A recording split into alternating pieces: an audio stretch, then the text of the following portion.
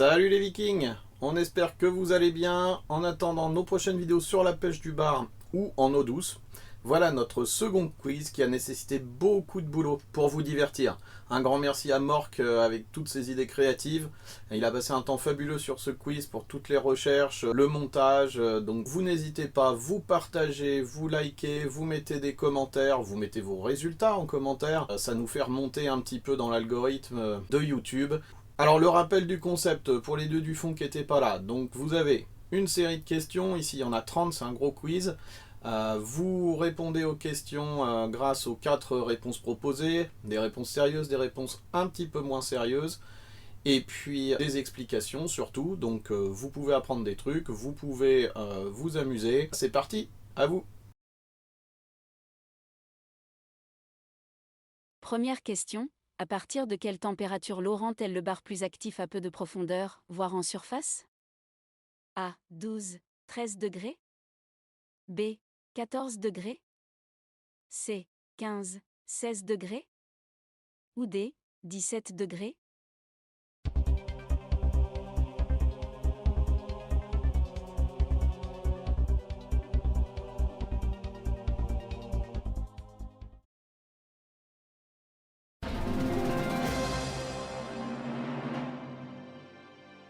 Il fallait choisir la réponse C.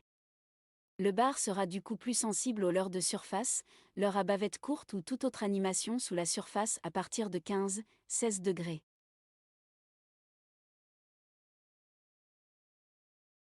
Quel est le nom de ce poisson? A. Une vieille. B. Un mérou. C. Un épade. Ou bien D. Un rouget.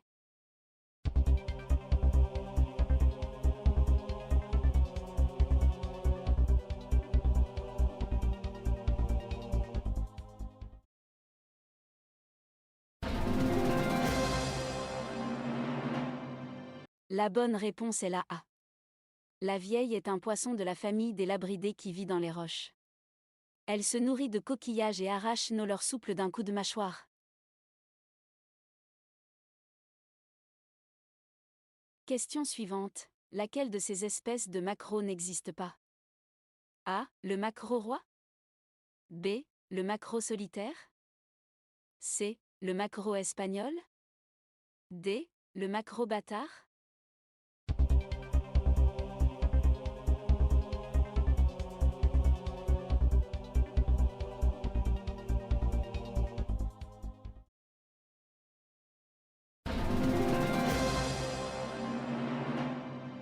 Réponse B. Le maquereau solitaire. Le maquereau bâtard est plus connu sous le nom de chinchard.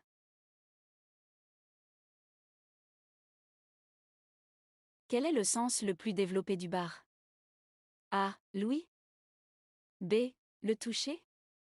C. L'odorat. Ou D. La vue. Alors, quel sens d'après vous?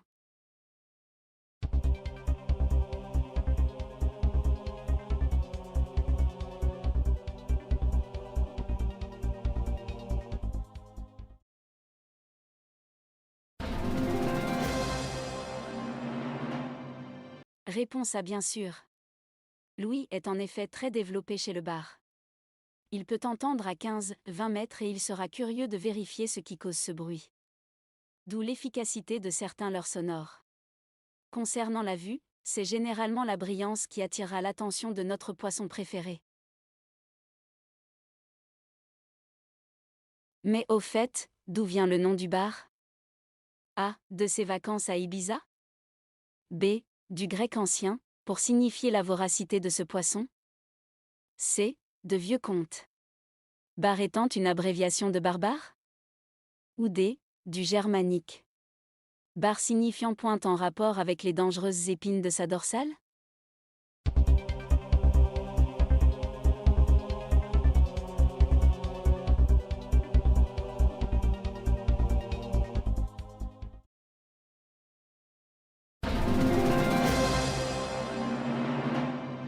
Réponse D. C'est en effet lié à sa dorsale très piquante. Par contre, en termes d'étymologie, le terme de bar désigne principalement deux espèces, le bar commun Dicentrarchus labrax et le bar tacheté Dicentrarchus punctatus. Labrax signifie loup en grec ancien pour sa voracité. Pour éviter toute blessure, il convient avec la main mouillée de lui caresser le museau et glisser jusqu'à rabaisser sa dorsale. Le maquereau, à l'instar du requin, doit nager en permanence pour survivre. Est-ce vrai ou faux?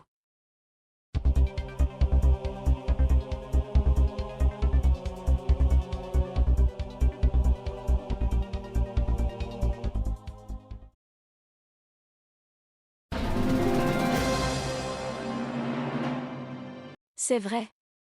Le maquereau n'ayant pas de vessie natatoire, il doit nager sans s'arrêter pour ne pas couler.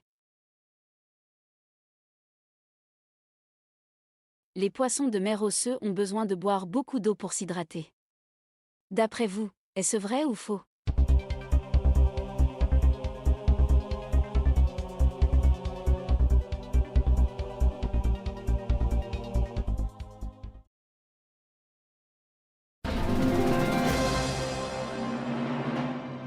C'est également vrai sauf pour le requin. Le corps d'un poisson marin est moins salé que l'eau de mer dans laquelle il nage, il a donc un taux de sel plus faible. Ces poissons perdent donc de l'eau par osmose, elle passe de leur corps, à travers leur peau et leurs branchies. Comme ils perdent constamment de l'eau, ces poissons doivent boire beaucoup d'eau de mer pour rester hydratés. Parmi ces nombreux surnoms, on trouve le Dranec en Bretagne, le Luvassu à Monaco ou encore le Carous en Tunisie. Qui suis-je? A. Le lieu jaune? B. Le bar? C. Le flétan? Ou bien D. L'orphie?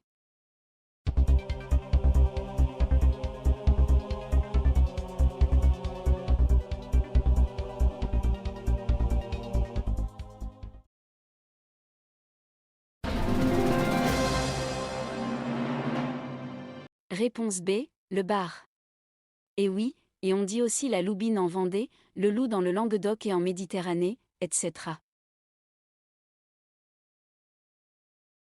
Quel est le nom de ce poisson? A. S'agit-il d'un maigre? B. D'un maquereau? C. D'un bar? D. D'un mulet?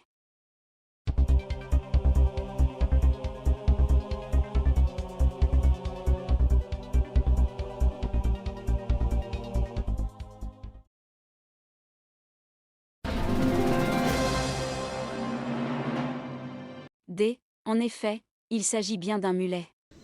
Prends de la boulette, sinon c'est plus vous qui donnez à manger au lapin. Quel est l'autre nom donné au colin? A. Le milieu? B. Le lieu jaune? C. Le lieu-dit? Ou D. Le lieu noir?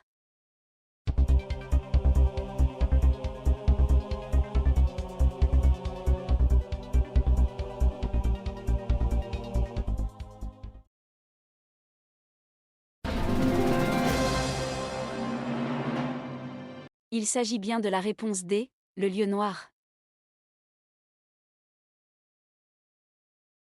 Question 11. Lequel de ces poissons n'est pas un pélagique? A. Le maquereau? B. La dorade? C. La bonite? D. Le bar?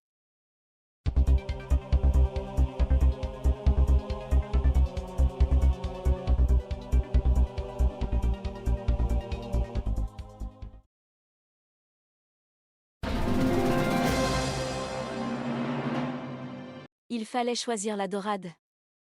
La dorade appartient à la famille des Sparidae, à laquelle nous allons nous intéresser maintenant. Pour cette question, voyons si vous savez différencier une dorade, un sar commun et une dorade royale.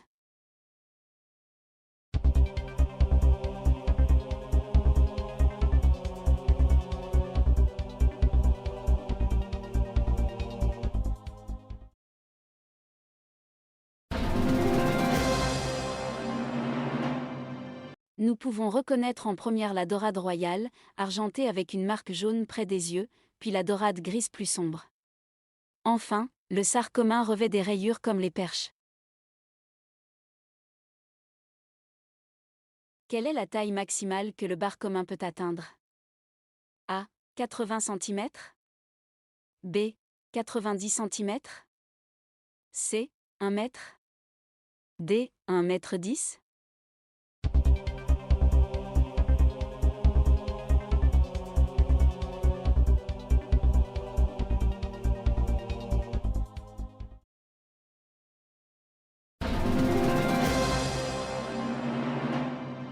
Il fallait choisir la réponse C, 1 mètre. Question numéro 14. Combien de temps peut vivre un maquereau? A. 3 ans. B. 5 ans. C. 10 ans. Ou est-ce la réponse D, 20 ans?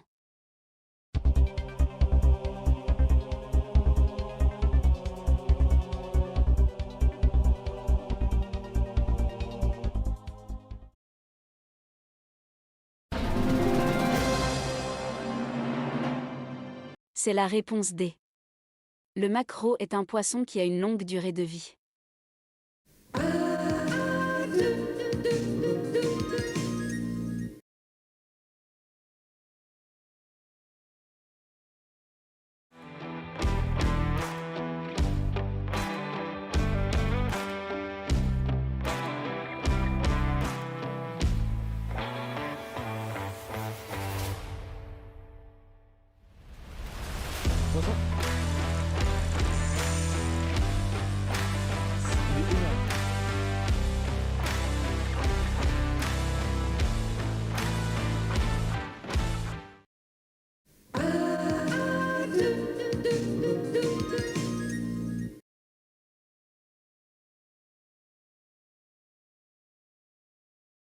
Je suis en Normandie le 2 décembre 2023 et je pêche un bar de 40 cm. Je suis obligé de le relâcher. Est-ce vrai ou faux?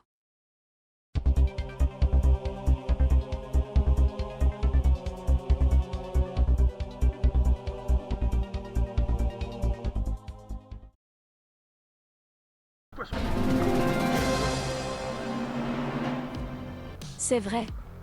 Je dois relâcher ce bar car il fait moins de 42 cm alors que je suis situé au nord du 48e parallèle. En termes de date, par contre, je n'ai pas de contrainte en ce 2 décembre. N'hésitez pas à visionner notre vidéo explicative sur la nouvelle réglementation du bar si vous avez un doute ou si vous vous êtes trompé à cette question. Que fait le bar pour échapper aux scènes qui sont des filets de pêche tels que montrés sur la photo? A. Il s'enfouit dans le sable. B. Il déchire quelques mailles du filet à l'aide de sa dorsale. C. Il anticipe et fuit à l'approche du filet. Et ouais, pas con. D. Il n'est pas la cible de ce genre de filet.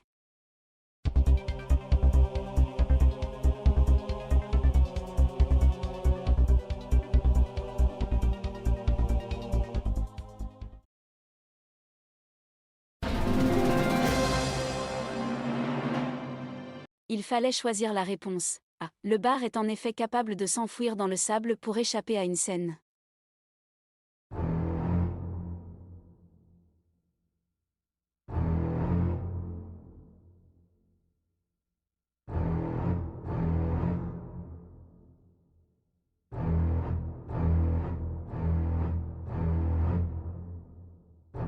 Quel est le nom de ce poisson? A. Un turbo. B. Un carlet. C. Un flette. Ou D. Une seule commune.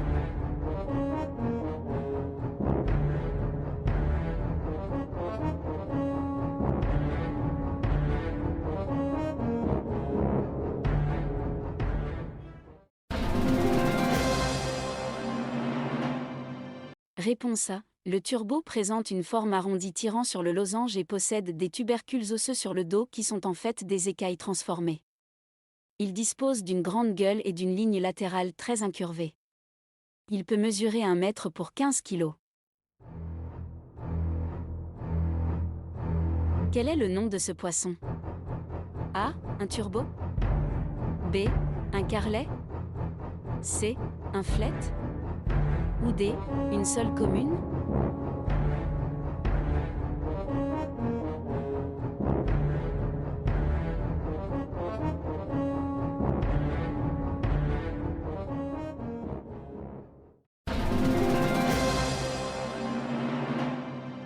Réponse C. Il s'agit d'un flet. Adulte, le flet mesure 50 cm en moyenne.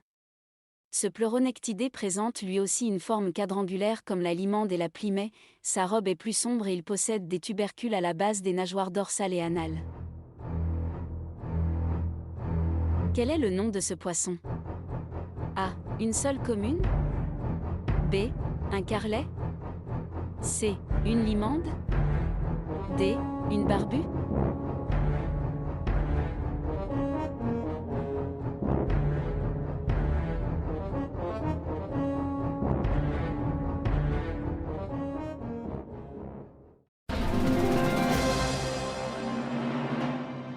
Réponse D.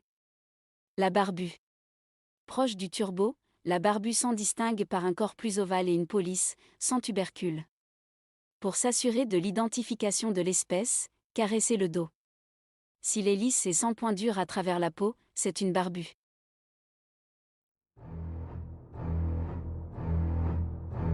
Quel est le nom de ce poisson? A. Une limande. B. Une limande seule. C. Une seule perdrix. Ou D. Une seule commune.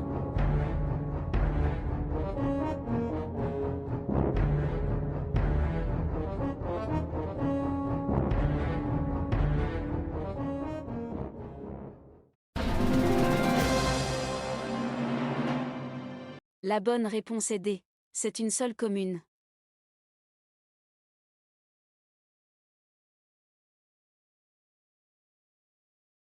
À quel inventeur doit-on les conserves de sardines? A. Emmanuel Maquereau. B. Nicolas Appert. C. Marie Harel. Ou D. Antoine Baumet.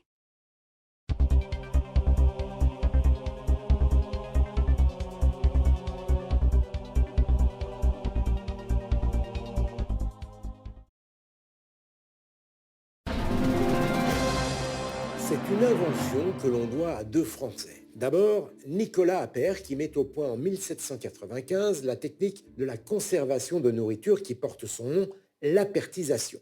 Elle consiste à enfermer des aliments dans un récipient parfaitement étanche, puis à chauffer le tout au bain-marie pour détruire tous les microbes pathogènes. Au départ, Nicolas Appert utilise des bouteilles de champagne, les seules assez épaisses pour résister à la pression provoquée par le chauffage. Il n'empêche, ces premières conserves restent quand même assez fragiles jusqu'à ce qu'un certain Pierre-Joseph Collin mette au point vers 1824 la boîte de sardines que l'on connaît aujourd'hui. Comment ce nœud s'appelle-t-il? A. Est-ce le nœud de Peckset? B. Est-ce le nœud FG? C. Est-ce le nœud Palomar? D. Est-ce le nœud Cuillère?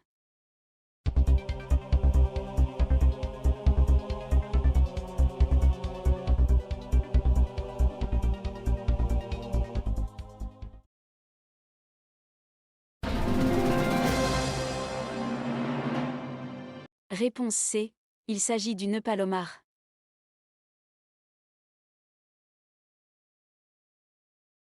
Le maquereau possède 6 nageoires. Est-ce vrai ou faux?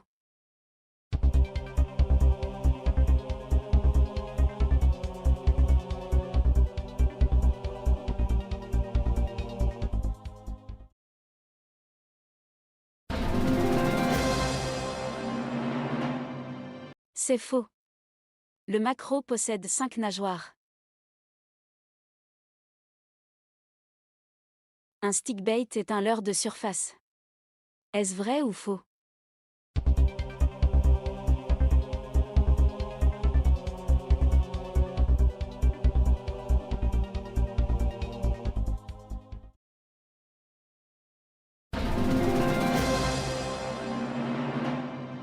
C'est vrai, un stickbait est un leurre de surface sans bavette. La lamproie correspond à la lotte. Est-ce vrai ou faux?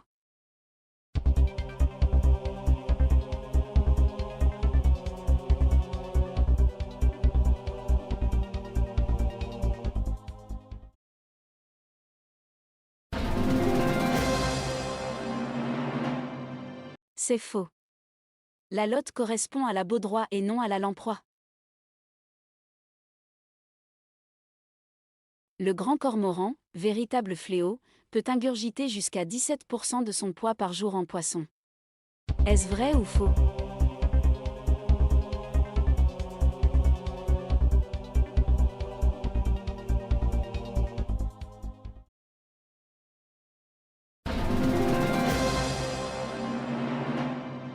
C'est vrai. Cela représente jusqu'à 700 grammes de poisson par jour. Un maquereau peut peser jusqu'à 1 kg. Est-ce vrai ou faux?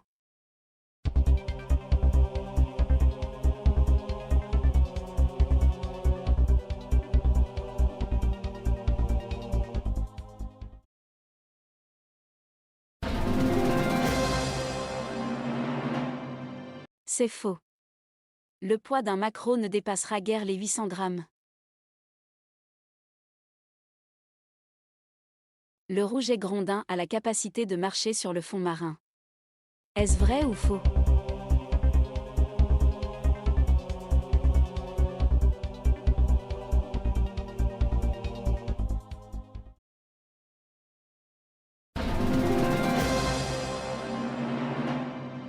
Vrai.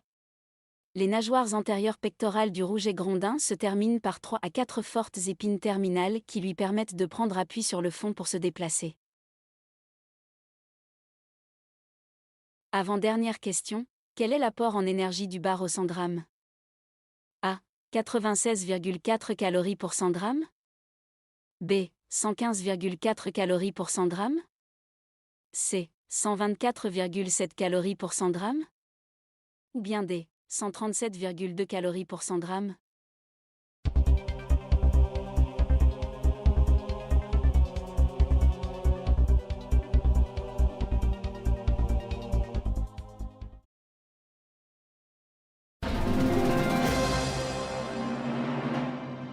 La bonne réponse est la réponse A. Le bar apporte moins de 100 calories pour 100 grammes, ce qui est peu au sein de la famille des poissons. Cet apport d'énergie est principalement dû aux protéines.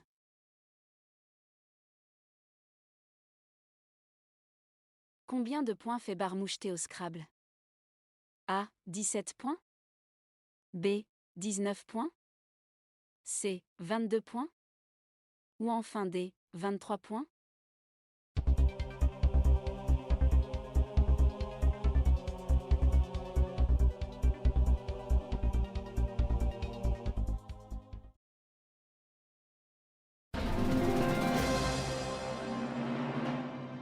D est la bonne réponse. Voyez par vous-même. On espère que ça vous a plu, que vous aurez plaisir à revisionner la vidéo, que vous pourrez refaire ce quiz, refaire le premier quiz. Vous pouvez lancer des quiz à l'apéro entre copains pêcheurs, pourquoi pas, c'est sympa aussi. Donc vous n'hésitez pas à liker, à mettre des commentaires, à laisser vos idées aussi, parce que Mork a plein d'idées, mais là vous avez aussi peut-être des super idées qu'on pourrait utiliser pour faire des nouveaux quiz. Et puis bah on se retrouve pour des nouvelles vidéos de pêche au bord de l'eau. Allez, salut les Vikings!